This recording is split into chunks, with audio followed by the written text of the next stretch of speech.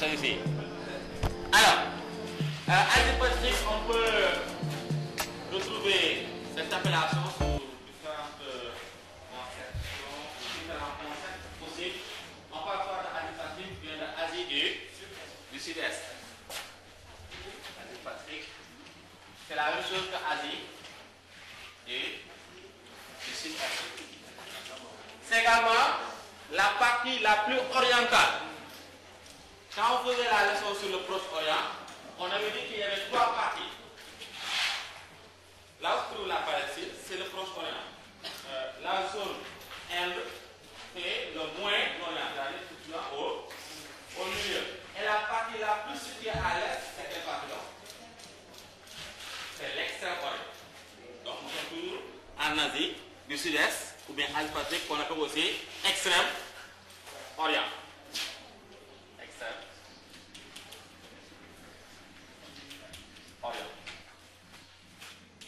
Donc, c'est la région qui est ouverte sur le Pacifique.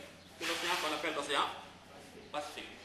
Alors, cette ouverture sur l'océan Pacifique, quand un pays ou bien un continent a une façade maritime, est-ce un avantage ou bien un inconvénient? Quand je dis avantage, c'est une force. Là, on est en train de voir. Et ce qu'on va faire, c'est toujours des leçons de synthèse pour chaque, disons, modèle ou situation, région, essayer de voir ses forces et ses faiblesses. Le fait qu'un pays, ou bien un continent, ou bien un sous-continent, présente une ouverture sur l'océan, sur un océan, n'importe quel océan, une ouverture océanique, ou bien une ouverture sur la mer, une façade maritime, est-ce un avantage ou bien un inconvénient? C'est un avantage. Donc on peut déjà noter que l'ouverture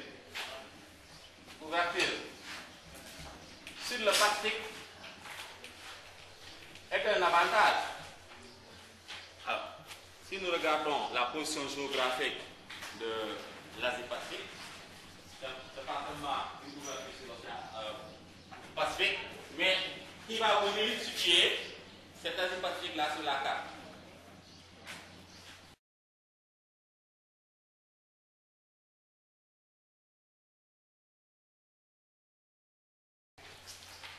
Quelle est la zone sur la carte qui représente l'Asie? D'accord. Connaissez-vous des pays qui appartiennent à l'Asie Pacifique?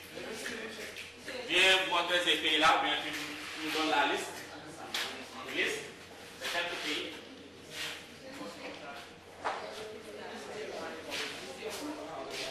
Liste de pays de l'Asie.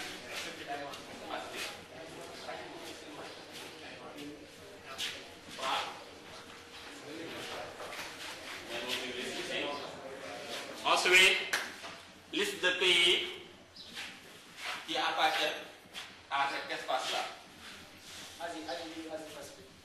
Des pays qui sont dans l'Asie-Pacifique. Est-ce que l'Asie-Pacifique c'est un pays? L'Asie-Pacifique c'est tout un ensemble de pays. C'est tout un ensemble de pays.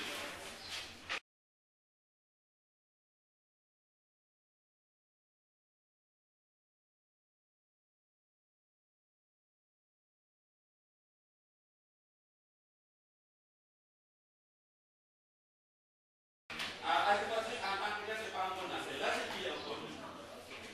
D'accord? Alors, dans l'Asie-Pacifique, on peut noter la Chine, les Philippines, quel autre pays? Le Japon. Alors, pour le cas du Japon, c'est constitué d'un ensemble d'îles. C'est constitué d'un ensemble d'îles. Un pays qui est constitué d'un ensemble d'îles, comment on l'appelle? Très bien, un archipel. Donc, en Asie-Pacifique, il y a un assemblage de pays, comme Philippines, comme la Chine, et également, il y a également des archipels. Un archipel, ce n'est rien d'autre qu'un pays qui est constitué de plusieurs îles. Quelqu'un d'autre, si tu ne peux pas avancer? L'Inde, la Malaisie, Vietnam. Vous êtes d'accord pour le cas de l'Inde? Non. l'Inde, si je devais classer l'Inde, je mettrais ça dans je mettrais ça dans le Moyen-Orient. Donc on peut enlever l'Inde. L'Inde, si l'Inde ne fait pas partie, le Bangladesh aussi ne fera pas partie. Donc la partition de l'Inde, on avait créé là. Quel autre pays? Indonésie, ça marche. Indonésie. La Thaïlande, ça marche. On va mettre la Thaïlande. Thaïlande. On peut ajouter Taïwan aussi. Le Japon, c'est déjà écrit. Hong Kong, très bien. Alors, Hong Kong, en fait, c'est une ville, mais on parle aussi de cité-État. C'est une ville assez puissante. Très bien. Hong Kong, Singapour. Ouais, Bangkok, c'est rien d'autre qu'une capitale. On parle de Thaïlande. C'est pas un pays, c'est une capitale. Il y a ajouté Singapour, Thaïlande, Hong Kong. C'est bon. Donc, ce qu'on peut noter, c'est que dans cet espace qu'on appelle Asie-Pacifique, c'est fait en réalité de pays comme la Chine, c'est fait aussi d'îles et aussi d'archipels. Un archipel n'est rien d'autre qu'un ensemble d'îles. Donc, voilà un espace géographique qui est assez éclaté, fait de pays, d'îles et d'archipels. Alors, géographiquement, cette région qu'on appelle Asie-Pacifique se trouve dans la partie la plus orientale. Donc c'est cette région-là qu'on appelle Asie-Pacifique. Alors,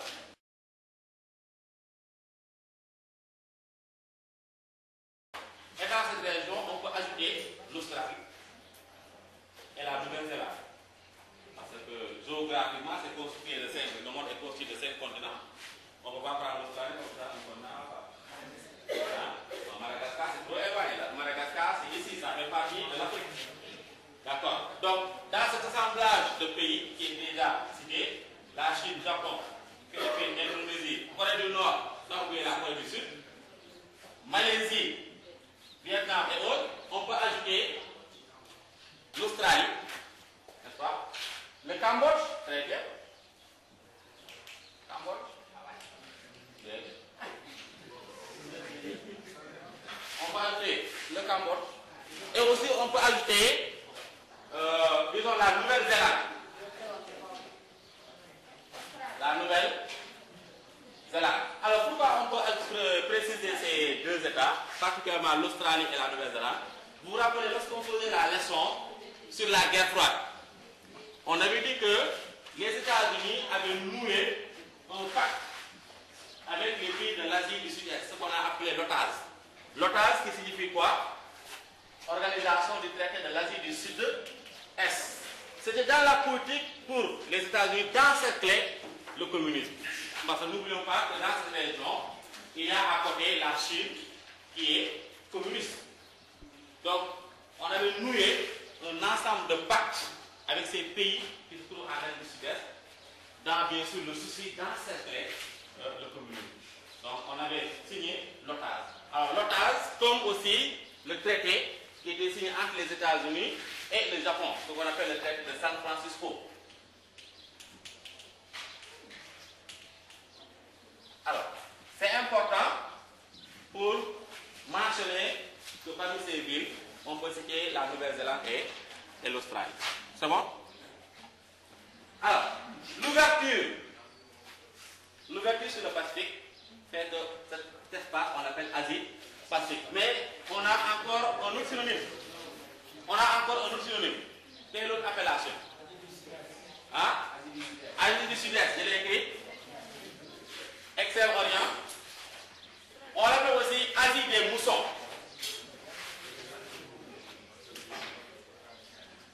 Alors, Asie des moussons. En parlant de moussons, on pense à quoi? La mousson. On pense au climat. Mais comment c'est la mousson pour un pays? C'est la mousson qui est ce vent qui apporte, comme on nous a enseigné à l'école élémentaire, la pluie. Alors, Asie des moussons, parce qu'il pleut beaucoup, il y a beaucoup de précipitations dans ce sous-continent. Donc, Asie des moussons, parce qu'il y a beaucoup de précipitations. Et ces pluies apportent comme facteur négatif. Jonathan, calme-toi. Calme-toi. Tu vas finir par un renvoi. Alors, Asie des moussons, parce que dans cette région-là, il pleut énormément. Et entraînant bien sûr ce qu'on appelle des inondations. Alors, avec les inondations, ce sont en fait des catastrophes naturelles. Mais on sait que les catastrophes naturelles peuvent impacter sur l'économie. Par exemple, quand il pleut beaucoup, quand il y a une inondation, ça peut détruire par exemple les infrastructures, les routes. Et tout ça contribue bien sûr à faire l'activité économique. Quand les routes sont coupées, ou bien les infrastructures économiques comme les usines sont détruites parce qu'il y a beaucoup d'inondations, est-ce que ça, on peut prendre ça comme limite, faiblesse ou bien comme force? Le fait que la nature agisse avec les inondations. C'est une force. D'accord? Donc on peut ajouter les inondations comme étant une faiblesse. Donc il y a beaucoup de catastrophes naturelles. Et parmi les catastrophes naturelles, non seulement il y a les inondations, mais aussi il y a quoi? Il y a les séismes, très bien. Un synonyme de séisme? Un synonyme de séisme? Tremblement de terre. Alors, pourquoi les tremblements de terre sont fréquents en Asie du Sud-Est? Pourquoi les tremblements de terre sont fréquents en Asie du Sud-Est? Oui? Très bien. C'est la rencontre de plaques, ce qu'on appelle aussi la ceinture de feu. Donc, avec la rencontre de plaques, on peut aussi l'éruption volcanique. Donc, les deux peuvent aller ensemble. Mais séisme n'a pas pour synonyme volcan. Donc, on a aussi des volcans. Donc, l'éruption volcanique. Alors, souvent, ce sont des tremblements de terre qui sont sous-marins et qui peuvent avoir des manifestations à la surface. Et quand c'est sous-marin, bien sûr, l'eau est perturbée. Et l'eau peut déborder et arriver sur les habitations qui sont à la côte. C'est ce phénomène-là qu'on appelle comment? Les tsunamis. Donc les tsunamis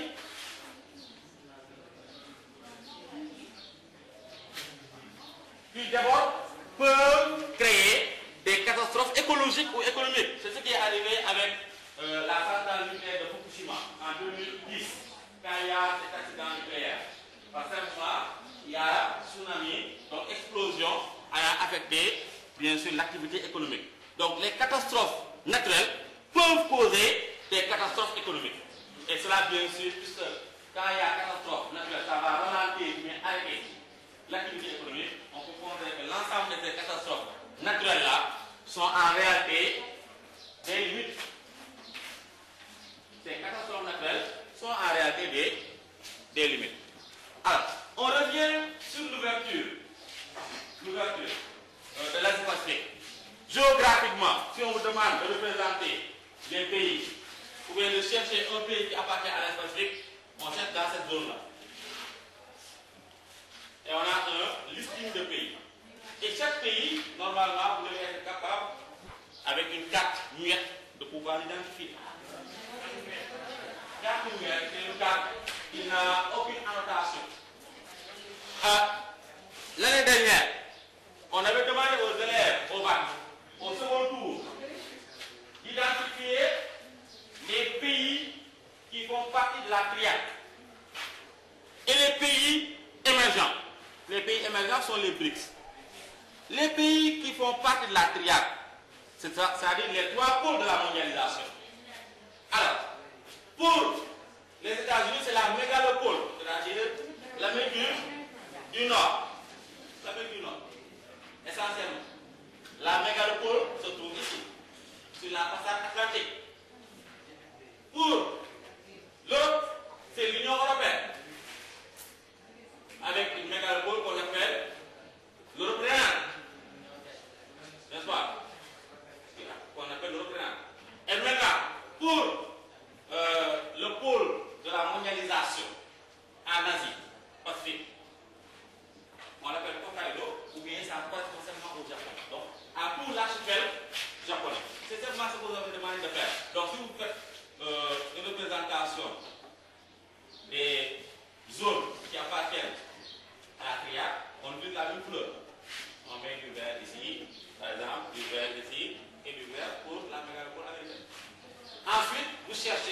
avec une autre couleur les pays qui appartiennent au BRICS. Brésil, c'est ici. Vous mettez par exemple du jaune, ça dépend. Mais quand vous mettez du jaune sur le Brésil, vous mettez du jaune sur l'ensemble des pays qui appartiennent au BRICS. On a Brésil, Russie, après Russie, voilà l'air. Et on vous avait simplement demandé de faire ça sur une carte muette. La Chine, avec une couleur, et South Africa, voilà. C'était l'évaluation qui était sortie au second tour au bac, et ça c'est la première leçon de géographie, la mondialisation, les espaces interdépendants. Très cher, 8 points je crois. Très facile pour avoir son bac. Oui, c'est 8 points, mais c'était lourd en tout cas. C'est bon. Donc, c'était une évaluation qui était sortie l'année dernière au bac. Et cette évaluation concerne bien sûr la première leçon où on parle de mondialisation des espaces interdépendants. Donc, prenez l'habitude de choisir une carte muette, au moins les brises et autres. Essayez de vous exercer. Pareil avec ce que j'ai dit sur la carte de l'Allemagne. Ce n'est pas la peine d'avoir conformément à la carte de l'Allemagne, mais au moins sa forme. Et savoir positionner quelques villes allemandes, les villes du nord, comme Berne, comme Hambourg, comme Rostock, les villes du sud, n'est-ce pas, comme Munich, comme Stuttgart, comme Nuremberg, les villes de l'ouest. Non, Berlin c'est à l'est. Berlin c'est à l'est. Leipzig c'est à l'est. Les villes de l'ouest, n'est-ce pas, comme Francfort, comme Düsseldorf, comme Dortmund, ces villes-là. Il faut savoir les positionner. C'est bon. Donc, si on vous demande de chercher des pays qui appartiennent à l'Asie-Pacifique, ce sont des pays qui se trouvent dans cette partie-là de la carte. Asie-Pacifique, pourquoi? Parce que ce sont des pays qui sont ouverts sur le Pacifique. Mais attention, si nous regardons la carte, les pays de l'Asie-Pacifique ne sont pas seulement ouverts sur l'océan Pacifique. Alors cette partie-là, c'est l'océan Pacifique. Pour comprendre, on est passé avec une carte. La représentation qu'on a ici, une carte. C'est une figure bidimensionnelle. La carte, c'est une figure bidimensionnelle. Avec la carte, on est passé donc d'une géométrie tridimensionnelle, qui est le bloc. Donc, le passage d'une géométrie tridimensionnelle à une figure bidimensionnelle, c'est-à-dire sur 2 dimensions. Si nous avons, c'est-à-dire qu'on avait au départ un bloc, un volume, qu'on a ouvert. Ça signifie quoi? Cette partie, c'est l'océan Pacifique. C'est comme si on fait le tour, cette partie aussi, c'est l'océan Pacifique. Donc, le voisin proche des pays qui sont en Asie-Pacifique, c'est les États-Unis. Il faut comprendre la rotondité de la Terre. La rotondité, c'est le caractère qui est rond.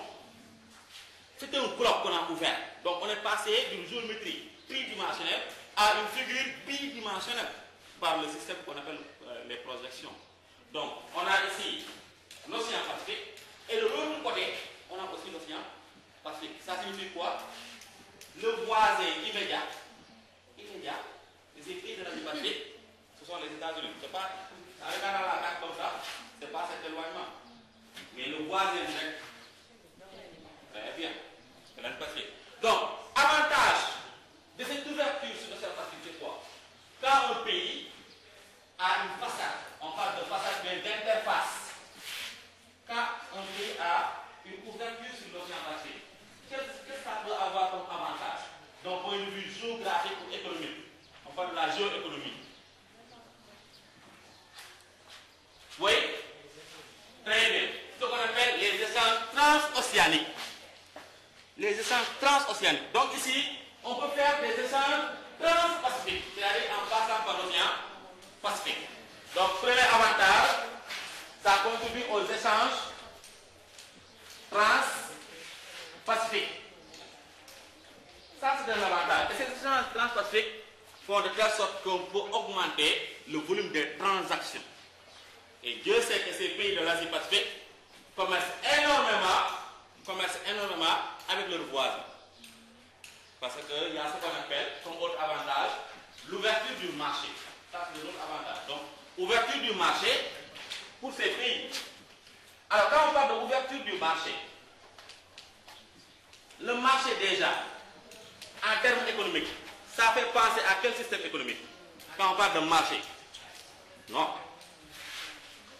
Ouverture du marché. Quand je vous dis par exemple que la Chine a une économie socialiste de marché, attention, on vient de faire la leçon sur l'Allemagne. Je vous ai dit que l'Allemagne a une économie sociale de marché. Pour la Chine, elle a une économie socialiste de marché. Quand on faisait la leçon sur la Chine, je vous ai dit en termes clairs, et peut-être on va mettre cette expression entre guillemets, que la Chine avait une économie battable. Pourquoi? Parce qu'on ne sait pas si c'est du communisme capitaliste ou bien du capitalisme communiste. C'est difficile à classer. Comprenez que la Chine a une économie socialiste de marché qui n'a rien à voir avec le cas allemand où on avait dit que l'Allemagne a une économie sociale de marché. Ici, le caractère social, c'est la présence des syndicats pour réguler le climat dans la société, pour qu'il y ait moins de tensions. Pour le cas allemand, c'est comme ça. Mais ici, le socialisme, pour le cas chinois, ça renvoie à quelle doctrine? Très bien, ça renvoie au communisme. Parce qu'à l'intérieur de la Chine, on a le communisme. Mais la Chine, depuis l'ère de Deng Xiaoping, 1976, je ne sais pas si vous vous rappelez de la leçon sur la Chine, c'est une économie qui est ouverte sur l'extérieur.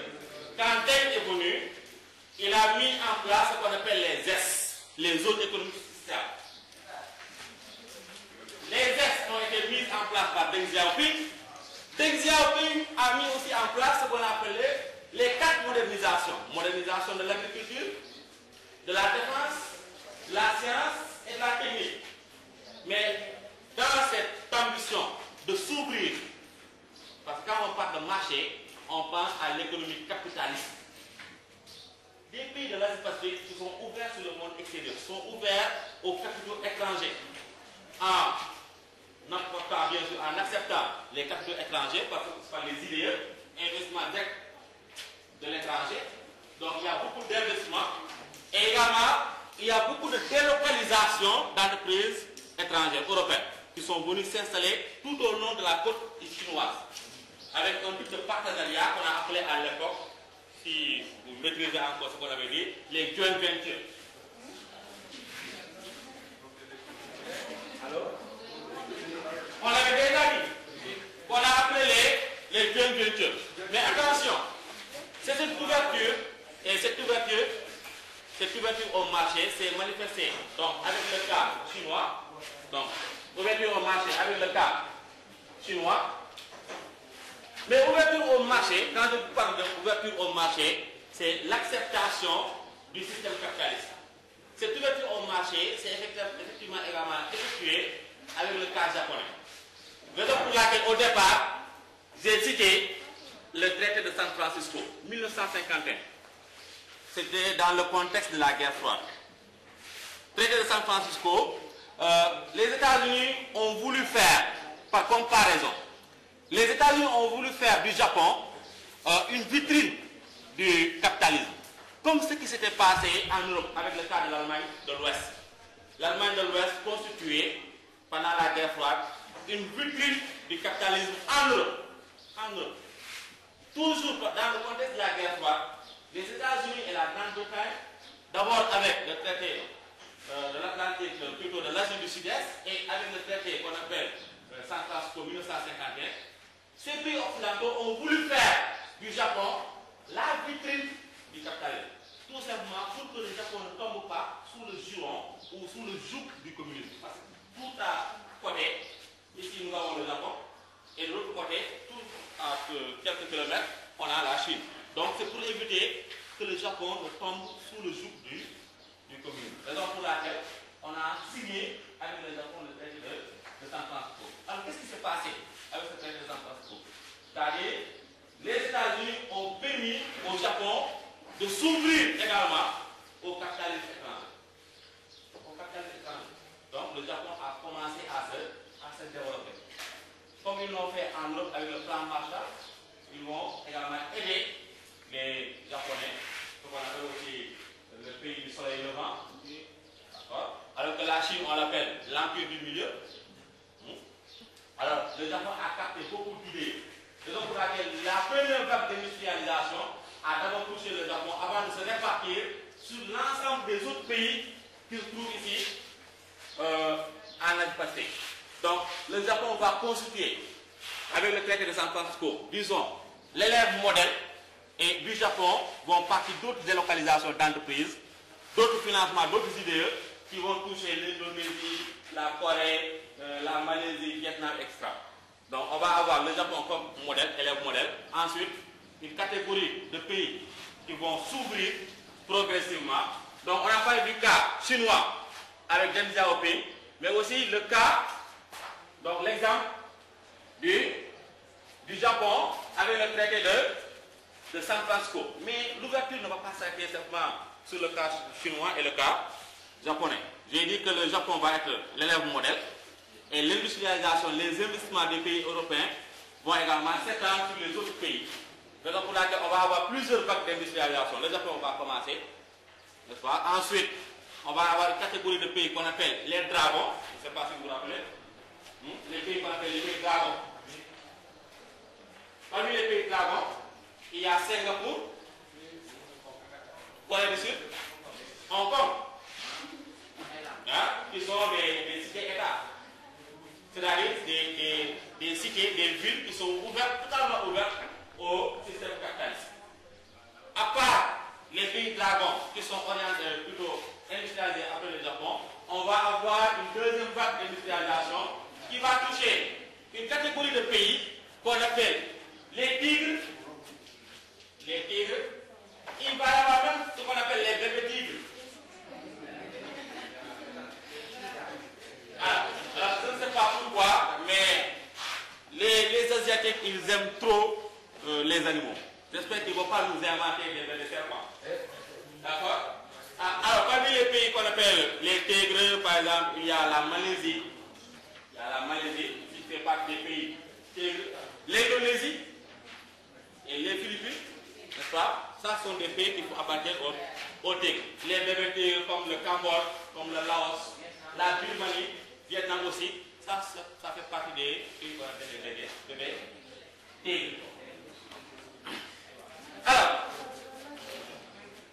donc l'ouverture au marché de certains pays asiatiques, je vous ai dit du cas japonais. Le cas japonais a commencé avec Deng Xiaoping, avec les 4 modernisations. Malheureusement, c'est la 5e modernisation qui a fait défaut. On parle de 5e modernisation ou bien de 5e révolution. C'est laquelle?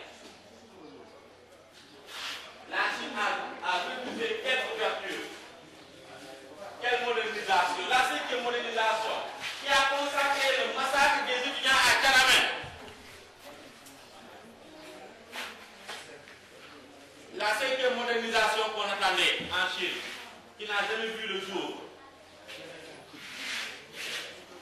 c'est la démocratie. Donc il y a l'absence de démocratie. Et cela ne touche pas simplement la Chine, mais dans beaucoup de pays asiatiques, règne la dictature. Jusqu'à présent. Pour le cas de la Chine, à l'intérieur, c'est un système communiste. Mais économiquement, la Chine est ouverte sur le monde extérieur. À intégrer l'OMC, à intégrer aussi les institutions de Bretton Woods, la Banque mondiale et le FMI. Donc la Chine, économiquement, c'est ouverte sur le monde extérieur. Mais dans beaucoup de pays asiatiques, c'est l'absence de démocratie. Donc l'absence de démocratie, on va prendre ça comme étant une force ou bien comme étant une faiblesse. Comme étant une faiblesse, très bien. Pas de démocratie, il est écrit pas de démocratie. Pas de démocratie. Non seulement on refuse la démocratie, mais on foule aux pieds des droits de l'homme. En Chine, c'est le régime du parti unique. Vous n'avez pas droit au chapitre. C'est effectivement ce qui se passe en Birmanie, où on massacre les musulmans parce qu'on veut implanter le bouddhisme.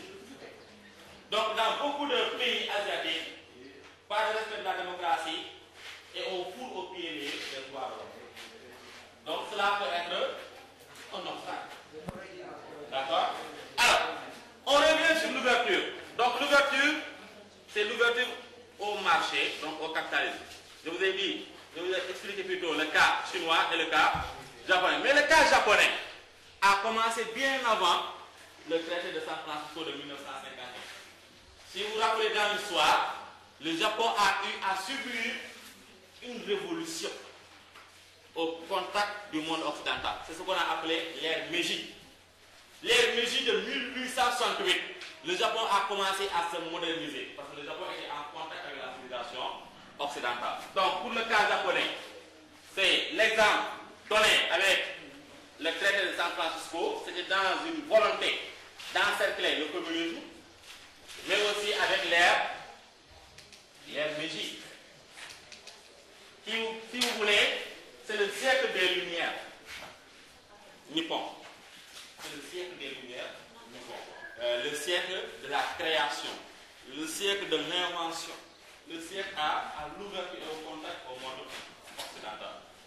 Mais cette ouverture au marché s'est passée de façon successive, d'abord en commençant par le Japon, ensuite la première vague d'industrialisation qui va toucher les pays qu'on appelle les dragons, ensuite une deuxième vague d'industrialisation dans les années 1975 qui va toucher les pays qu'on appelle les tigres et les bébés tigres. Mais en regardant de près cette carte, on constate que l'Asie-Pacifique, en réalité, n'est pas simplement ouverte sur l'océan Pacifique. Voilà ce bloc qu'on appelle Asie-Pacifique. Il y a une façade, interface avec l'océan Pacifique, avantages, échanges commerciaux avec les États-Unis. Mais si nous regardons de près, on voit que de ce côté-là, c'est également une façade, une interface qui permet aux pays de l'Asie Pacifique de commercer avec leurs voisins, pas africains, arabes. Ces voisins du Proche-Orient, ces pays arabes qui sont très riches en produits pétroliers et gaziers. Et qui connaissent l'importance du pétrole et du gaz, sans pétrole et sans gaz, pratiquement les sociétés modernes ne peuvent pas fonctionner. C'est ça qui fait fonctionner les ressources. Donc, on a une ouverture sur le Pacifique, mais aussi on a une ouverture sur l'océan Indien. Non, ça c'est l'océan Indien.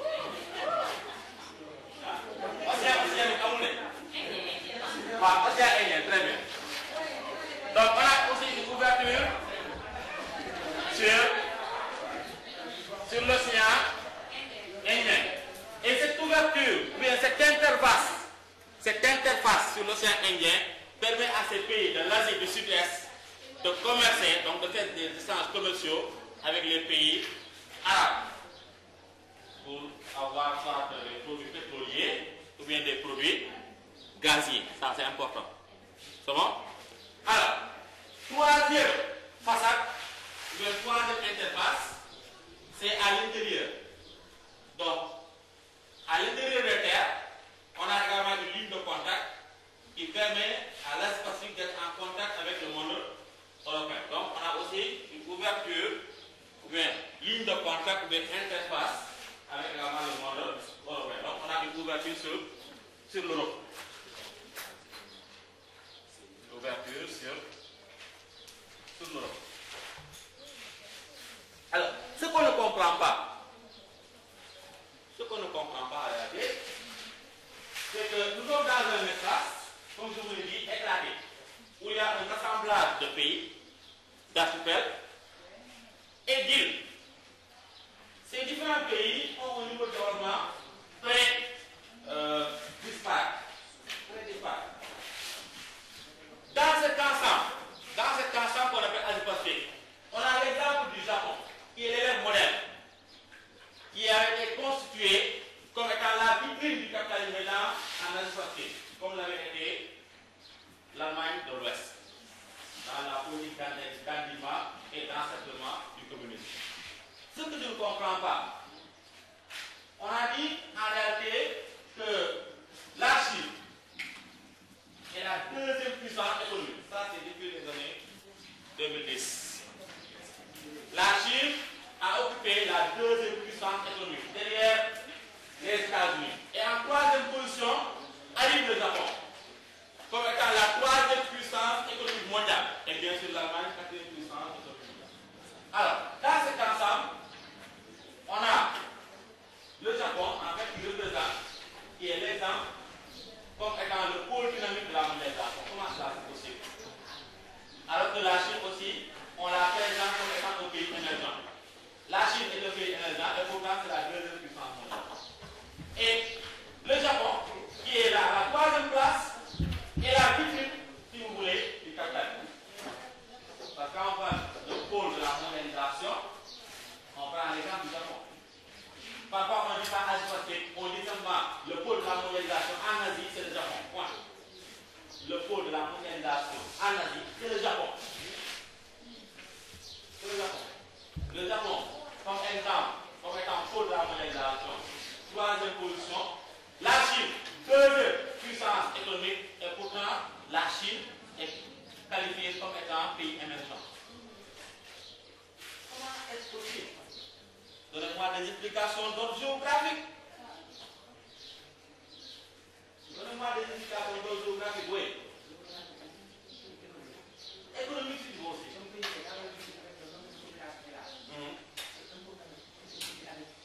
Par rapport au PIB, oui. C'est comparable aux pays africains. Ce n'est pas comparable à tous les pays africains. Parce que tous les pays africains, c'est avec le même PIB que la Chine. Ah, là, c'est extraordinaire. Très bien. Comparable aux pays émergents. D'accord. Mais, vu sous cet angle, c'est comme si tu me dis que la question de développement, c'est une question purement monétaire. Attention. Le développement, les économistes ne sont pas d'accord. Hein? Bon, même au-delà de ça, c'est-à-dire les indicateurs, les indices de mesure. Il y a plusieurs indices de mesure ou indicateurs de mesure. On peut quantifier la croissance qui n'a rien à voir avec le développement. Comme indicateur qui permet la mesure, il y a ce qu'on appelle le PIB. PIB, produit intérieur brut, ou PNB, produit national brut. On parle aussi de PIB par habitant, de PNB par habitant. Mais ça, c'est typiquement monétaire. C'est quand on fait la richesse globale qu'on partage par la population totale. C'est vrai. Quand on a une population qui dépasse 1,370 milliard, comme le cas de la Chine, on va avoir un PIB par habitant très faible. C'est possible. Expliquer comme ça, on peut comprendre. Alors que, au même moment, le Japon a une population d'à peu près 127 millions. J'ai parfois l'habitude de railler un peu les airs en leur disant que si vous descendez en Chine, il y a au moins 2 milliards, 600 millions ou 700 millions de petits musulmans qui vous regardent. Donc si vous faites quelque chose, sachez bien ce que vous êtes en train de faire. Sinon c'est la prison directe. Hein? Alors, je disais donc sous cet angle-là, on peut comprendre le concept de développement. Mais il y a antagonisme en quelque sorte entre les économistes. Pour d'autres, le développement c'est le bien-être. Le bien-être de la population. Raison pour laquelle on a défini d'autres indicateurs comme l'IDH, indice de développement humain, qui prend en charge les besoins de la population. Est-ce qu'on a accès à l'eau, par exemple? Est-ce qu'on a accès à l'électricité, à l'école, aux soins de santé? Donc, comparativement, on peut classer la Chine comme étant un pays, disons, émergent. Si on prend essentiellement tout ce qui est indicateur d'ordre monétaire. Mais le développement, ça dépasse la croissance. Le développement suppose avant tout qu'on puisse mesurer également le bien-être de la population. C'est bon? Donc, c'est ça un peu le hic. C'est un peu le hic parce que la Chine constitue quand même la deuxième puissance économique mondiale. Et ça, depuis les années 2010, et a détrôné le Japon qui occupait la deuxième place. Aujourd'hui, c'est le Japon qui est à la troisième place. Bien. À part l'ouverture, donc on souhaite, en termes d'ouverture, je vous ai dit ouverture sur le Pacifique, ouverture sur l'océan Indien, pour commencer avec les pays arabes, mais aussi ouverture sur l'Europe. Ouverture sur l'Europe. C'est d'accord? À part l'ouverture, quel autre facteur que je considère comme étant le facteur le plus important? Attention. Oui. Non. La dernière fois, quand on faisait la leçon sur l'Allemagne, je vous ai dit qu'il y a un facteur qui est le plus déterminant. Non. Pas ça. Ok. Là. La coopération économique, ça fait partie des facteurs. Après, tu vas me rappeler ces facteurs-là. Ce qu'on appelle l'intégration régionale. Ensuite, il y a un facteur déterminant. Quand vous êtes dans un pays, quel est le facteur le plus déterminant? Non. La stabilité politique, d'accord, c'est un facteur. Quand ce facteur-là existe, ça peut être excellent pour l'émergence. Attendez. Ça va être excellent pour l'émergence. Mais ici, en Asie Pacifique, il n'y a pas de stabilité politique, il y a une instabilité politique. On va revenir sur ça. Cette instabilité politique, c'est en fait une limite, une faiblesse. Après, on va revenir sur l'instabilité politique.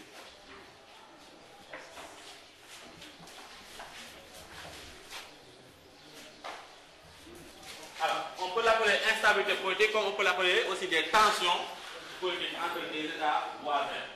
Alors, je reviens sur ce qui était là quand on posait la leçon sur l'Allemagne. Quand vous êtes dans un pays où il y a les ressources du sol, du sous-sol, qu'est-ce qu'il faut pour l'émergence? L'émergence, attention, les gens prennent l'émergence comme le Sénégal. Émergence, émergence. Je pense que l'émergence, ça nécessite des conditionnalités. Pour émerger, il y a des conditions premières à avoir. Sans cela, on n'émerge pas. Ça va être un slogan bleu. On va parler pour parler, on n'ira nulle part. L'émergence suppose qu'on ait des conditionnalités. Quelles sont les conditionnalités d'une émergence? De n'importe quel pays ou de n'importe quelle sous-région. Oui. Non. Oui.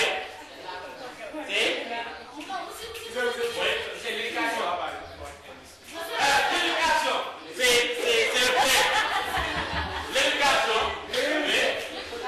l'éducation, c'est le fait du nom.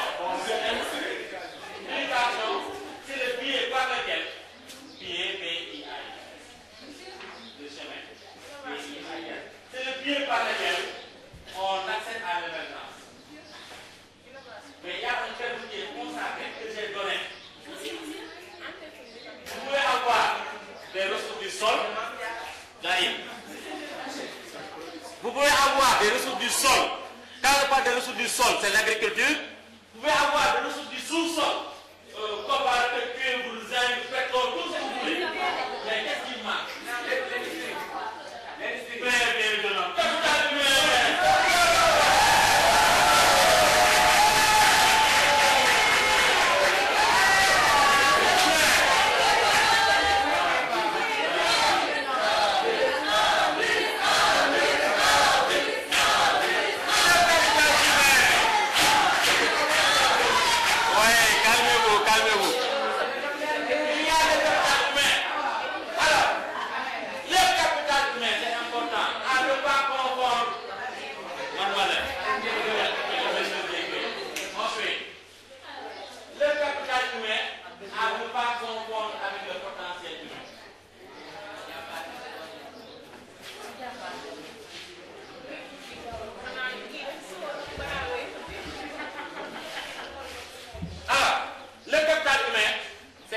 un facteur d'émergence. Le capital humain, c'est quoi? Le potentiel humain, c'est quoi? Le potentiel humain, c'est ce que j'appelle la force du nombre. La chiffre 1,370 milliard. Bien vu. Mais si on n'avait pas une jeunesse chinoise très bien formée, la Chine ne va pas se développer. Donc, avec l'éducation, les écoles, les instituts de formation, les universités, on transforme le potentiel humain en capital humain pour faire face aux défis de développement. C'est ce que j'appelle le potentiel humain. Alors, en guise d'exemple, regardez ce qui s'est passé avec, je pense que c'est dans cette classe, l'élève, je pense que c'est son nom, Gallo, qui demandait en 1945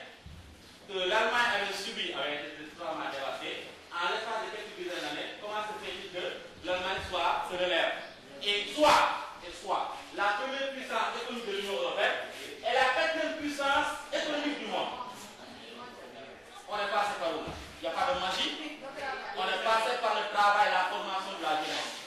Donc, le capital humain, c'est une conditionnalité pour l'émergence. Ce qui prône l'émergence, en sortant à la radio, à la télévision, nous amène, en parlant d'émergence, il y a le minimum nécessaire avant l'émergence. C'est la formation de la jeunesse. Si cette jeunesse n'est pas bien formée, même si les ressources du sol et du sous-sol sont là, présents, ce ne sont pas des ressources qu'on va vendre au pays étranger. Incapable pour nous-mêmes de les transformer. Ça sera incapable. Parce qu'on n'a pas les compétences, on n'a pas l'expertise. Un autre exemple, ce qui s'est passé au Japon.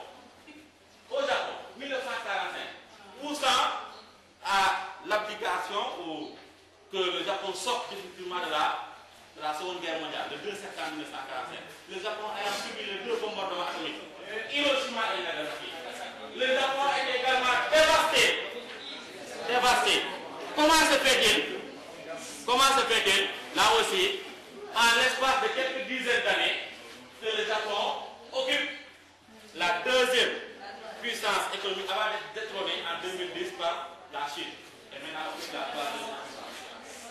Tout ça passe par l'éducation. Tout ça passe par la présence d'instituts universitaires, d'universités. Et également le dispositif qu'il y a également dans certaines entreprises, ce qu'on appelle l'innovation technologique, les départements de recherche et développement. Des pays asiatiques qui aujourd'hui exportent. Parce que c'est ça aussi l'avantage d'avoir une ouverture sur le Pacifique. Vous avez un pays qui est ouvert sur l'exportation. Donc, le fait d'avoir une façade maritime, vous avez une économie qui est ouverte sur l'exportation. Mais pour vendre, il faut produire. Et qui produit sont les gens bien formés. Raison pour laquelle ces pays asiatiques peuvent vous vendre des marques de voitures, Toyota, Nissan, des marques de télévision, comme Samsung, c'est bon, et des pays de l'Asie. Donc il y a beaucoup de marques made in Asia.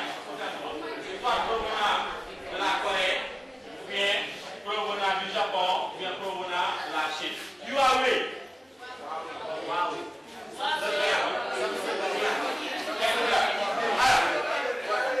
Comment on est arrivé ensuite, comment on est arrivé à ça? C'est parce qu'il y a l'expertise, il y a le capital humain. Et bien sûr, ce capital humain provient de ce que j'appelle un héritage historique. Alors, l'héritage historique, c'est d'abord l'ouverture du Japon au marché avec le traité de San Francisco. L'héritage historique, c'est le fait que le Japon puisse plus tard délocaliser certaines de ses activités industrielles, de même que les pays occidentaux, délocaliser certaines de leurs activités industrielles dans d'autres pays de l'Asie pour former ce qu'on appelle les pays dragons, les pays tigres et les pays bébés tigres. Tout ça, c'est l'héritage historique.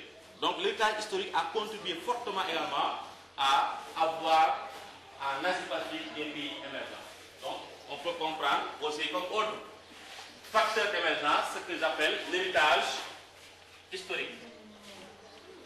L'héritage historique. Donc l'héritage historique, il faut simplement comprendre les vagues d'industrialisation. Et ces vagues d'industrialisation sont d'abord passées par le Japon comme étant l'élève modèle du capitalisme. Ensuite, des délocalisations d'entreprises dans d'autres pays d'Asie pour former les pays dragons, les pays tigres et les bébés tigres. Ces pays-là qui commençaient à expérimenter le modèle capitaliste, c'est qu'on appelle aussi les pays ateliers. Donc quand on parle de pays ateliers, il faut penser aux pays tigres et aux pays bébés tigres. Donc pays ateliers. Alors pourquoi pays ateliers? Parce que nous sommes dans l'ère de la mondialisation. Dans l'ère de la mondialisation, par exemple, si on veut fabriquer un véhicule, on peut fabriquer les vitres en Chine, le châssis, c'est-à-dire tout ce qui est ferraille, en Allemagne, on peut fabriquer les pneus en France et rassembler tout ça pour faire le montage dans notre pays. la mondialisation, on a une décentralisation de la production. On a une décentralisation de la production.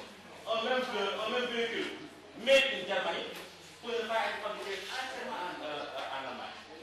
On peut importer des véhicules là-bas, des pneus fabriqués ailleurs, et tout ça est assemblé en Allemagne pour faire le montage. Ça va? Donc, l'héritage historique, c'est ça qu'il faut comprendre. Les vagues d'industrialisation qui ont commencé au Japon, qui vont se terminer avec les pays qu'on appelle les pays bébés. Votre camarade, on parle puisqu'on est en train de parler de mondialisation. Votre camarade parlait tout de suite.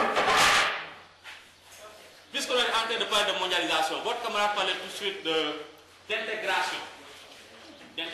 Donc, dans la mondialisation, les pays doivent se sentir forts. Et qu'est-ce qui donne la force à des pays, puisque nous sommes dans la mondialisation? Hein? C'est pas la même. Dans le contexte de la mondialisation, qu'est-ce qui fait que des pays sont forts économiquement? Il y a la monnaie, mais ce n'est pas seulement la monnaie. Levez la main, exprimez-vous. Oui. La masse commerciale excédentaire, c'est vrai, mais ça, je l'ai appelé, on suivez. La masse commerciale excédentaire, c'est avec le commerce. Mais une masse commerciale excédentaire, c'est quand on produit. Et cette production-là, pour les pays asiatiques, c'est possible parce que ce sont des pays qui sont ouverts sur l'océan Pacifique. Donc, on peut commercer avec les États-Unis. On peut commercer avec les États-Unis. On peut commercer avec les pays arabes. On peut commercer aussi avec l'Europe. Mais, qu'est-ce qui fait la force dans le contexte de la monnaie? Qu'est-ce qui fait la force des pays? Très bien, les coopérations. Ce qu'on a appelé les organisations supranationales. Au-delà des nations. L'UE, c'est une organisation supranationale. On a besoin d'être dans un contexte de regroupement. Vous n'avez pas été là. Vous prenez pas, vous sortez. Qui est plus moi là? Bien. Dans le contexte de la mondialisation, on suit ici. Dans le contexte de la mondialisation, les pays, pour se sentir forts, ont besoin d'être regroupés dans de grandes organisations qu'on appelle des organisations supranationales. Alors, l'UE est une organisation supranationale. On prend les pays de l'Union européenne, ils se regroupent parce qu'ils doivent échanger avec d'autres pays. Donc, on doit se sentir fort. L'ARENA, c'est une organisation supranationale. Donc, il y a une intégration des États. Donc, une intégration sous-régionale. Alors, quelles sont les coopérations ou bien les intégrations sous-régionales qui existent en Asie? Donc, on peut prendre l'intégration sous-régionale comme étant une force ou bien comme étant une faiblesse? Force. Très bien. Intégration entre les États.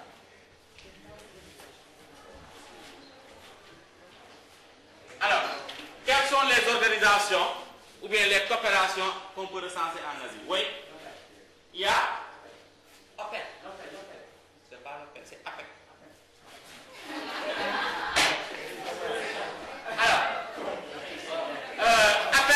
APEC, c'est le nom anglicanisé.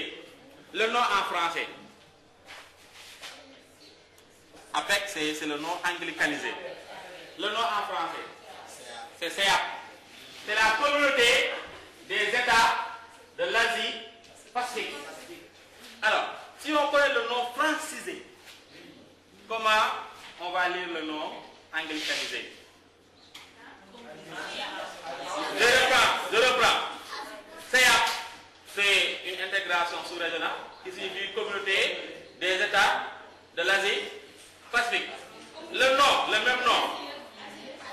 Asie Pacifique économique. Très bien. Mais ici, on ne parle pas de communauté, mais de coopération. Très bien. Là, on dit Asie Pacifique économique coopération. Coopération. Très bien. Ça marche comme ça. Autre organisation sous-régionale. FDL. Ouais, ouais.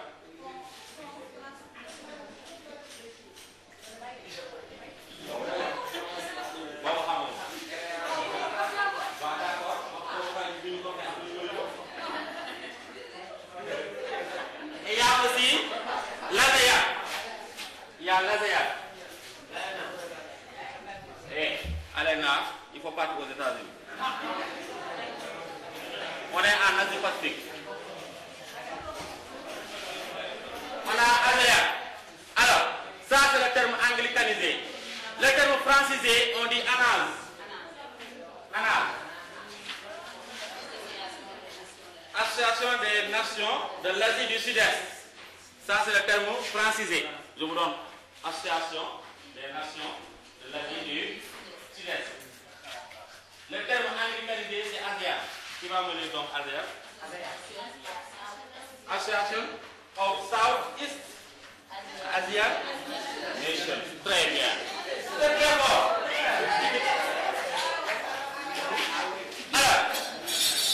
Alors, autre influence positive qui est une force, c'est l'influence du Japon. Comme je vous l'ai dit, ensuite, avec l'héritage historique, on a l'influence du Japon. Donc l'influence du Japon peut être prise comme étant une force. Parce que le Japon, je reviens à quoi? Le Japon, c'est d'abord en premier industrialisé. Ensuite, cette industrialisation, comme, disons, un jeu de domino, a affecté les autres pays. Donc, l'influence du Japon dans cette terre géographique, ça peut être considéré également comme étant une force. Donc, on peut retenir l'influence du Japon en mettant cela en relation avec l'héritage historique. D'accord? Donc, influence du Japon.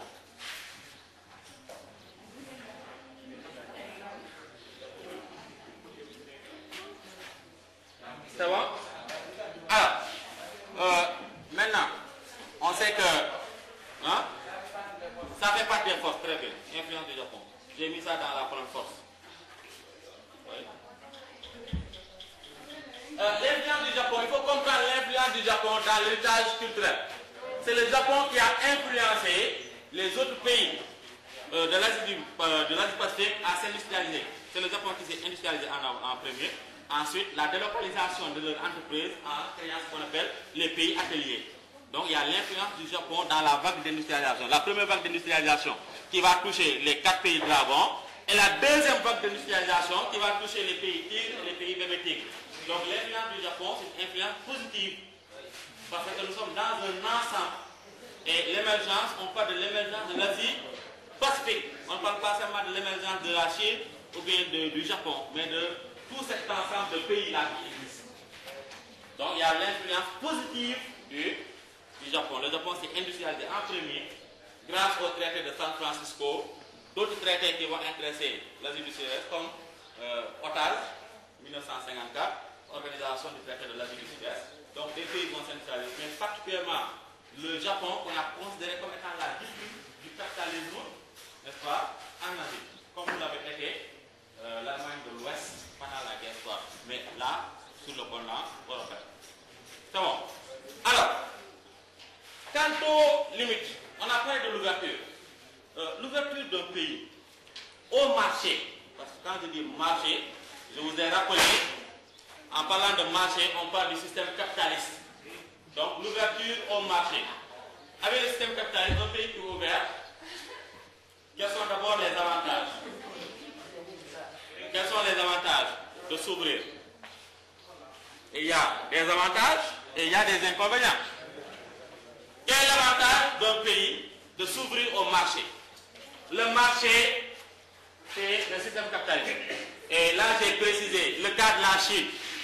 Le cas de la Chine, c'est une économie socialiste de marché.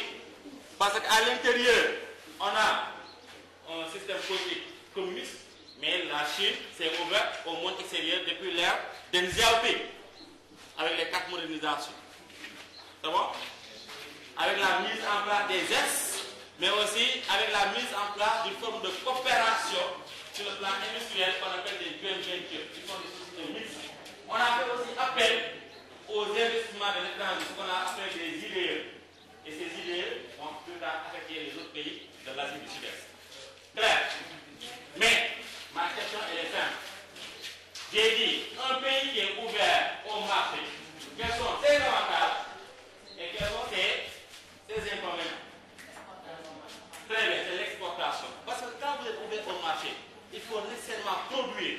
Et c'est cette production qui donne l'exportation. Donc, ce sont des pays qui sont ouverts à l'exportation. Donc, on peut noter comme inconvénient, c'est pas d'abord un inconvénient, l'ouverture au marché, l'augmentation des exportations, ça sont des avantages. Et quels sont les inconvénients? Un pays qui est ouvert au marché, on est dans le cadre de la mondialisation. Un pays qui est ouvert au marché. La concurrence, en fait, c'est à double face. Sur le plan social, la concurrence peut être une bonne chose. Sur le plan social, la concurrence peut être une bonne chose. C'est-à-dire, avec la concurrence, on est obligé de se bonifier, de faire mieux que son voisin. Ça, c'est sur le plan social. Mais sur le plan économique, est-ce que la concurrence est une bonne chose? Surtout si les entreprises et les pays partagent le même marché de consommateurs. Hein? Alors, parce que si nous partageons le même marché, forcément, les ventes vont baisser. Forcément, les ventes vont baisser. Alors, l'inconvénient dont je voulais faire montre avec bien sûr l'ouverture de ces pays au marché, c'est que quand vous êtes ouvert au marché, vous dépendez beaucoup de l'extérieur. Parce que n'oublions pas que nous sommes dans le cadre de la mondialisation. Les prix des matières premières sont fixés par des bourses.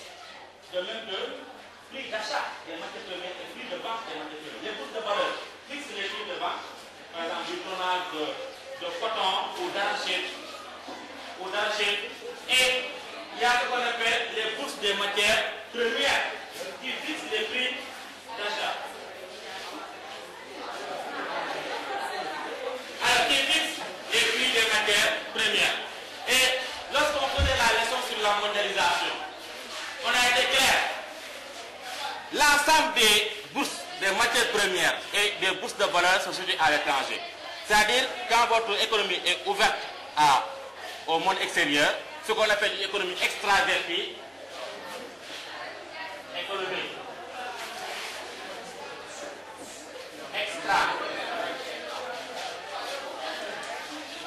quand vous avez une économie extravertie,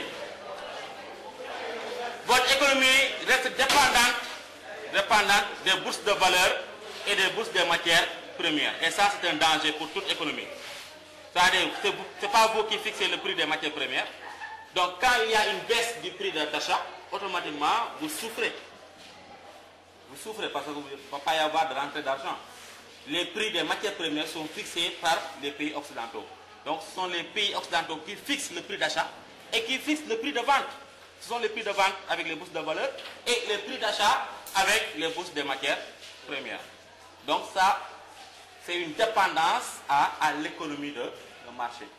C'est bien d'avoir une économie extravertie, c'est-à-dire ouverte sur le monde extérieur, mais vous ne contrôlez pas les prix des matières. Donc, inconvénient, c'est une dépendance extérieure. Dépendance extérieure. Donc, la conséquence majeure, c'est que vous ne contrôlez pas le prix des matières premières. Non seulement vous ne contrôlez pas le prix des matières premières à l'achat et à la vente. Peut-être comme palliatif, on peut se reposer sur ce que j'ai appelé le potentiel humain. Si vous n'arrivez pas à vendre à l'étranger, vous pouvez vendre quand même dans votre marché intérieur. Et c'est ça avoir l'avantage d'une population nombreuse. Avec une population nombreuse, la Chine, 1,370 milliard. Si la Chine produit du beurre, bien que les Chinois peuvent manger tout le beurre. Vous avez compris? Donc, ce potentiel humain peut être aussi un avantage. C'est un formidable marché intérieur. Parce que si vous avez une population de 1,370 milliard, mais si vous produisez du riz, du sucre, ils vont manger tout le sucre. Vous n'avez pas besoin de vendre à l'étranger. C'est clair. Mais le seul inconvénient, on suit, le seul inconvénient, c'est qu'avec une économie extravertie, donc ouverte au monde extérieur, donc ouverte au capitalisme, vous ne contrôlez plus le prix des matières premières. Vous ne contrôlez non seulement pas le prix d'achat, mais encore moins le prix de vente. Parce que ces prix-là sont fixés soit par les bourses des matières premières ou bien par les bourses de valeur. C'est bon? Oui? Parlez quoi? Non, on a une bourse de valeur. La BRVM, bourse régionale de valeur mobilière, c'est une bourse sous-régionale. Mais ce qui fait la puissance d'une bourse, c'est la puissance des États, la puissance économique des États. Nos États-là ne sont pas assez puissants. On a une bourse, hein, mais ce n'est pas à l'image de la bourse de Shanghai, ou de la bourse de Tokyo, ou bien de la bourse de Londres, ou bien de la bourse de Paris, qu'on appelle aussi CAC40.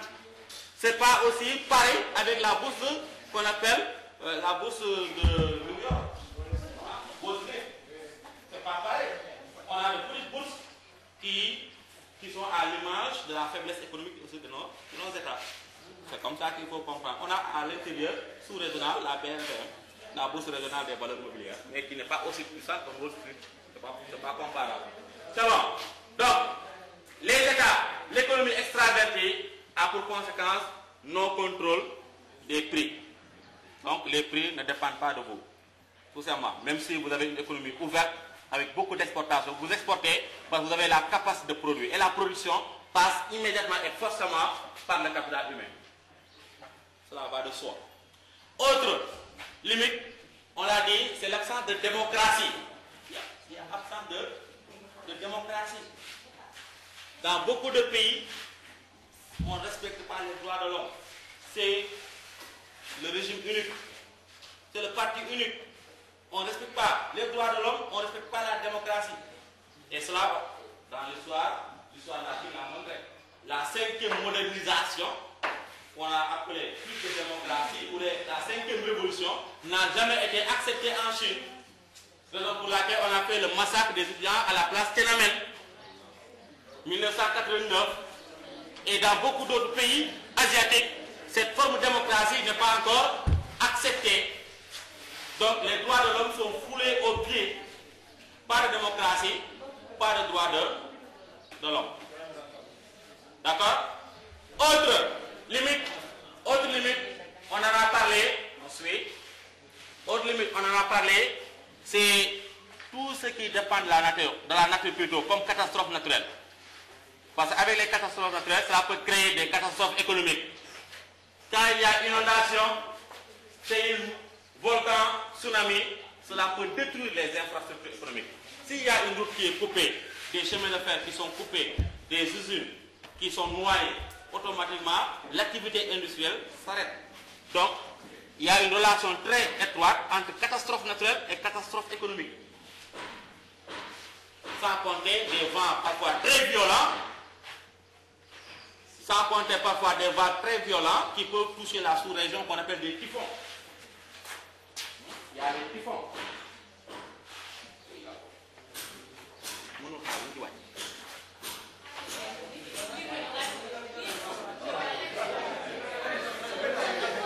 Alors, sans compter des vents très violents, qu'on appelle aussi des typhons. Et tout cela, bien sûr, peut amener des destructions dans cet espace. Alors, on a parlé aussi d'instabilité politique.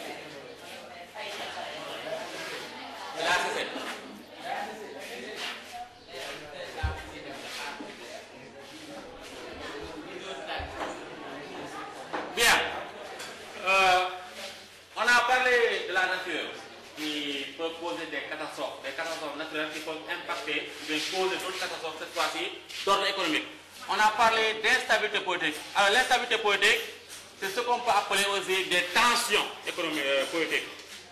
Dans cette cet espace, il y a beaucoup de pays qui ne s'entendent pas.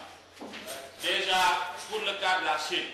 La Chine, on a dit qu'il y avait une Chine continentale, c'est la République populaire de Chine, et une Chine insulaire. C'est quelle Chine? C'est l'ancienne Formose, qu'on appelle aussi Taïwan. Pour rappeler l'histoire, c'est la suite de la zone guerre civile. Lorsque Chiang Kai-shek s'est retranché avec ses troupes, bien sûr avec l'aide, l'aval des Américains. Alors, Chiang Kai-shek est allé s'installer à Formose, qui est devenu aujourd'hui Taïwan, qui est aujourd'hui aussi appelé République de Chine. Qu'est-ce qui se passe entre les deux? On a la mer de Chine qui les sépare. On a la mer de Chine qui les sépare. Et entre les deux territoires, la Chine continentale et la Chine insulaire, il y a une petite île qu'on appelle l'île de Kinmen. Alors, à l'île de Kinmen,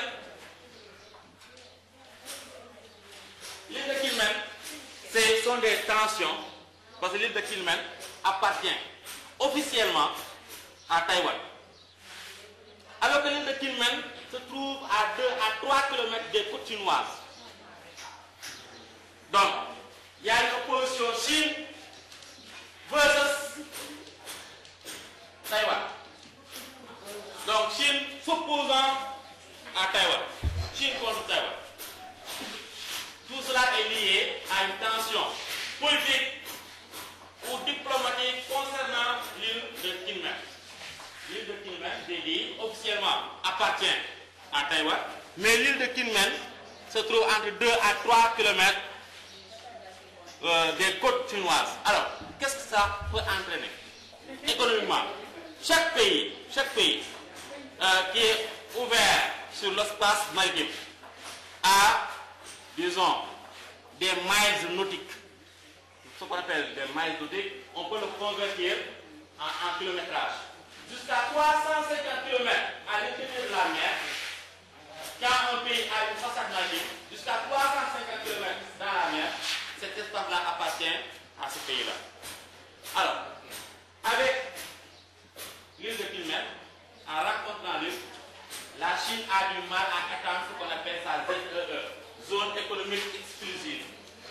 Parce que c'est la zone économique exclusive qui va jusqu'à 350 km à l'intérieur.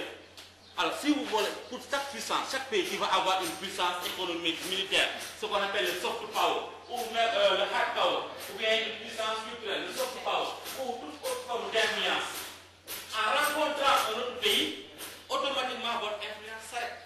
Parce que vous venez de rencontrer une autre entité. Voilà le problème. Et la Chine voudrait bien sûr prendre l'île de Kinmen, parce que cela va augmenter sa ZE. Sa ZE, c'est la zone économique exclusive qui veut s'étendre jusqu'à 350 km à l'intérieur de la mer. Mais cette ZE chinoise est bloquée net par un caillou qui est là. Une pierre qu'on appelle l'île de Kinmen et qui appartient à Taïwan. Et cela entraîne des tensions entre Taïwan et la Chine. Et bien sûr, cela peut entraîner, dans le cadre géopolitique, une guerre. Parce qu'on a deux Chines. La République de Chine et la République populaire de Chine. Et tout le monde sait que jusqu'à présent, il y a le soutien militaire américain pour Taïwan. Jusqu'à présent, Taïwan est soutenu militairement par les États-Unis. Donc on ne le souhaite pas, mais à cause d'une petite île, d'une petite pierre qui est là, il peut y avoir guerre entre Taïwan et la Chine. Alors, les mêmes tensions opposent cette fois-ci la Chine versus Vietnam, à partir d'autres îles qu'on appelle les îles Paracel. Alors, il y a des tensions politiques entre la Chine et le Vietnam, à partir d'une autre île, ou bien d'autres îles qu'on appelle les îles Paracel. Alors, les îles Paracel, comme les îles Kinmen, sont des tensions politiques. Demain, il peut y avoir aussi une guerre entre la Chine et le Vietnam. Aussi simple. Même tension, pareillement, entre la Chine et le Japon. Sur des îles qu'on appelle les îles Singapour. Chine versus Japon. Alors, sur des îles qu'on appelle les îles Singapour,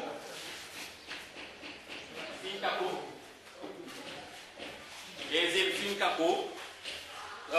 Singapour, c'est l'appellation qui est donnée par les Chinois. Alors, côté japonais, on les appelle les îles Gaiwo.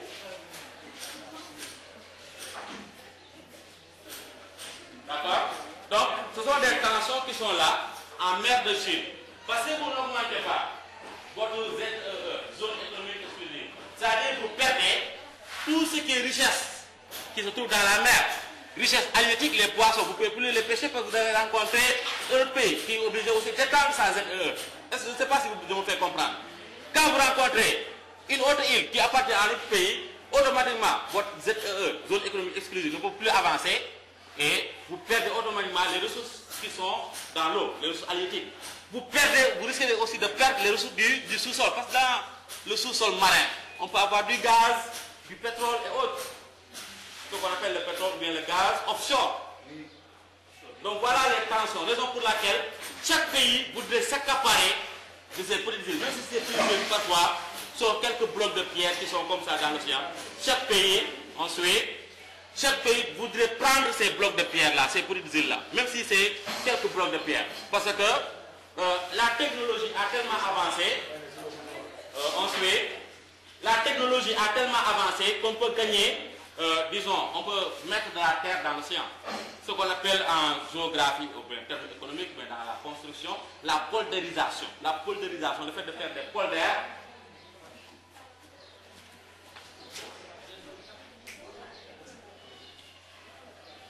Le fait de faire des polders. Donc, si la mer n'est pas très profonde, on peut remplir la mer, n'est-ce pas, ou bien la côte de béton et autres, pour étendre bien sûr le territoire terrestre. Raison pour laquelle il y a cette forte dispute-là entre les pays asiatiques, chacun revendiquant des îles. Entre Japonais et Chinois, on revendique l'île de Singapour, qu'on appelle aussi l'île d'Aïwu. Entre Chinois et Vietnamiens, on revendique les îles Paracel. Et entre Chinois et Vietnamiens, Taïwanais plutôt, on revendique l'île de Kinmen. Il y a aussi d'autres revendications. Par exemple, entre le Japon et la Russie, c'est à propos de quelle île? Japon-Russie. Je mets Japon versus Russie. Japon versus Russie. Donc Japon contre Russie. C'est à propos de quelles îles? Les îles Kuriles, très bien. Les îles Kuriles, c'est depuis la Seconde Guerre mondiale. Donc il y a une tension entre la Russie et le Japon à propos des îles qu'on appelle les îles Kuriles.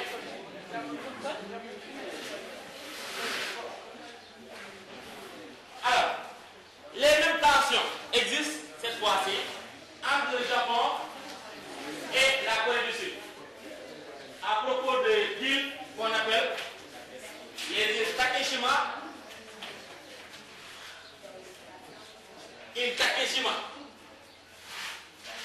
Takeshima, c'est l'appellation donnée par les Japonais et par les Coréens, ils l'appellent l'île Dodo. Les rochers Liancourt, c'est l'appellation française. Les îles Dodo. Donc, aux îles Takeshima, ce sont des tensions politiques, cette fois-ci, entre le Japon et la Corée du Sud. Donc, on voit qu'il y a beaucoup de tensions dans cette terre. Et ces tensions peuvent permettre d'entraîner des crises politiques ou même des crises militaires.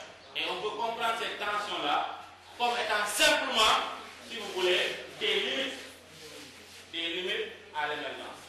On ne le souhaite pas, mais il peut y avoir une explosion de violence, comme cela se passe souvent entre Chinois et Japonais, comme cela se passe souvent entre Chinois et Taïwanais. Alors pour les îles Takeshima ou Dodo, c'est entre le Japon et la Corée du Sud. Il y a d'autres îles qui sont revendiquées par beaucoup de pays, au moins 3 à 5 pays, comme les Brunei, Philippines, Vietnam, la Chine. Donc revendiquées par plusieurs pays sont les îles Spratly. Donc les îles Spratly,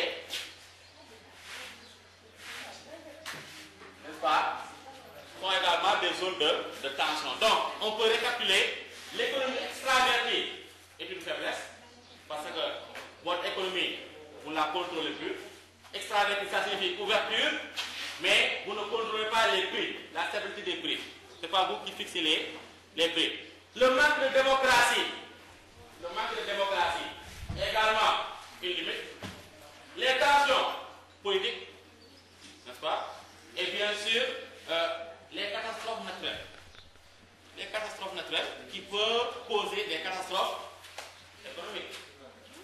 On est d'accord? Les catastrophes naturelles peuvent causer des catastrophes économiques.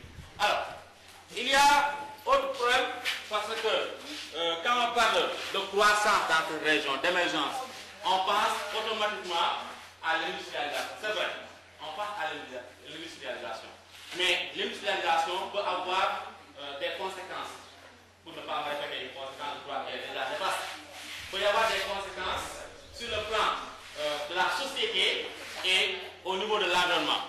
C'est ce que j'ai appelé le triptyque société, économie et environnement. Parce que les trois vont de pair. C'est un triptyque. Alors, ce sont les questions environnementales. Parce que nous sommes dans une région qui veut l'émergence. Et quand on parle de l'émergence, on pense automatiquement à la croissance économique. Donc, la croissance économique impacte la société et aussi impacte l'environnement. Donc, il y a un triptyque qu'on appelle société, économie, environnement. Et ce triptyque-là, il faut le comprendre comme étant une faiblesse. Comment? Parce que quand on est dans une société qui veut l'émergence, qui veut la croissance économique, quand on parle de croissance économique, on suit. Quand on parle de croissance économique, on pense à quoi? On pense au PIB.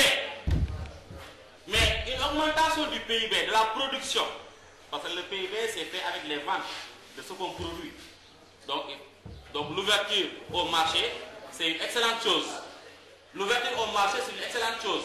Mais quand il y a une forte croissance économique, quelles peuvent être les conséquences sur le plan de la société et sur le plan de l'environnement? On suit. Quand il y a une forte croissance, parce qu'il y a une industrie qui produit, la production est très forte, il y a une exportation. Quand il y a une forte croissance, quelles peuvent être les conséquences sur le plan de la société et sur le plan de l'environnement? Parce que quand on produit beaucoup, ça signifie quoi? Ça signifie une surexploitation des ressources du sol et du sous-sol. Donc, on peut avoir une économie très forte, mais de l'autre côté, on est en train de détruire l'environnement. Parce qu'une surexploitation industrielle signifie une surexploitation des ressources du sol et du sous-sol. Donc, destruction de l'environnement. Et la destruction de l'environnement amène bien sûr la pollution de l'air. Ensuite, amène la pollution de l'air, la destruction des écosystèmes, de l'habitat naturel des animaux et même de l'habitat naturel des humains. D'accord? Et dans une société industrialisée, donc dans un système économique, on forme automatiquement deux catégories de personnes. Les pauvres qui vont s'accroître et bien sûr une autre catégorie qu'on appelle les riches. Donc, en Chine, en Asie-Pacifique, il y a beaucoup de pauvres. Il y a beaucoup de pauvres. Alors, nous sommes là dans le contexte de ce qu'on appelle le développement durable. Donc, le développement durable en Chine, c'est arriver à conserver l'environnement, de faire de telle sorte que l'environnement ne soit pas pollué. Mais dans le contexte de développement durable, comme je l'ai dit la dernière fois, on a défini les ODD, objectifs de développement durable. Il y en a 17 objectifs qui sont transversaux. Après l'abandon des OMD, objectifs du millénaire pour le développement. 2015, on a arrêté. Raison pour laquelle on a tenu à Paris la COP 21. Ensuite, on a tenu plus tard, après la COP 21 à Paris, la COP 22. Donc, on est en train de discuter des questions de développement durable. Donc, en Chine et partout ailleurs, à cause de cette surindustrialisation, on est en train de détruire l'environnement. Alors, il ne faut pas comprendre simplement la destruction de l'environnement en Chine, mais dans d'autres parties du monde. Relation, par exemple, Chine-Afrique. La Chine aujourd'hui vient prendre ses ressources en Afrique. Donc, autre limite, c'est l'environnement qui est totalement détruit. Donc, les questions environnementales également sont importantes et il faut construire des murs à cette émergence clamée par les pays asiatiques. C'est bon?